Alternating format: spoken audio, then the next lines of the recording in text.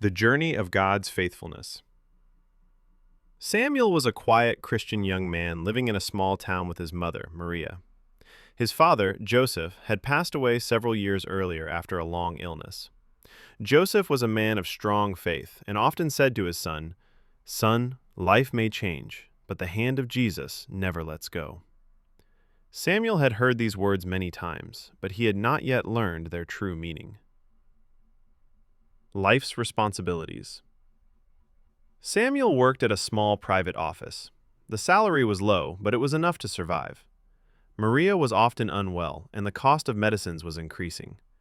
Household expenses, medical bills, and church responsibilities all rested on Samuel's shoulders. He prayed every day, but deep in his heart he often wondered, "Does God really hear me?" The beginning of trials. One day, without warning, the company announced it was shutting down. All employees were dismissed. Samuel felt the ground slip beneath his feet. He had no savings and no backup plan. That same week, Maria's health worsened. The doctor said, "Treatment is necessary, but it will be expensive." Samuel stood there silently, tears in his eyes, unable to speak. A lonely night. That night, Samuel sat alone in his room. His Bible lay open on the table, but his heart was restless. In a soft voice he prayed, "Lord Jesus, I am tired. If you are with me, please give me a sign." His eyes fell on this verse, "My grace is sufficient for you, for my strength is made perfect in weakness." 2 Corinthians 12:9. He closed the Bible, but his tears continued to fall. Support from the church. The following Sunday, Samuel went to church. His heart was broken, yet his feet carried him there. That day, Pastor Paul preached, "God does not allow trials to destroy us, but to shape us."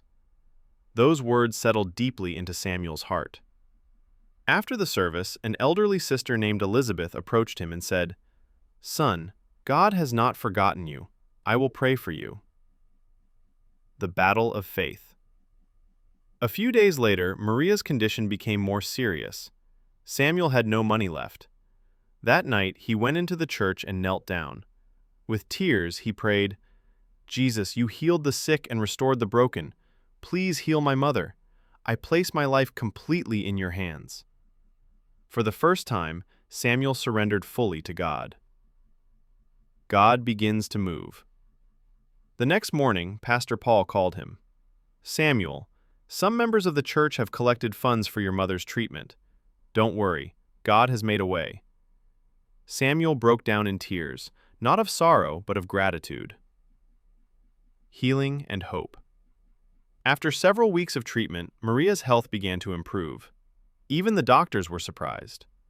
One day, Maria held Samuel's hand and said, "My son, God is truly faithful. He never left us alone." A new beginning. Soon after, Samuel received a job offer, better than his previous one. But this time, his joy was not just in the job, but in his faith. He was no longer just a church attendee, he became a servant. He prayed with others, helped the needy, and shared his testimony. Samuel often said, "I learned that when our hands are empty, God fills our hearts." Message of the story. Samuel's life changed the day he stopped questioning God and started trusting Him. Message: God is never late. He strengthens us through trials, and after every dark night, He brings light.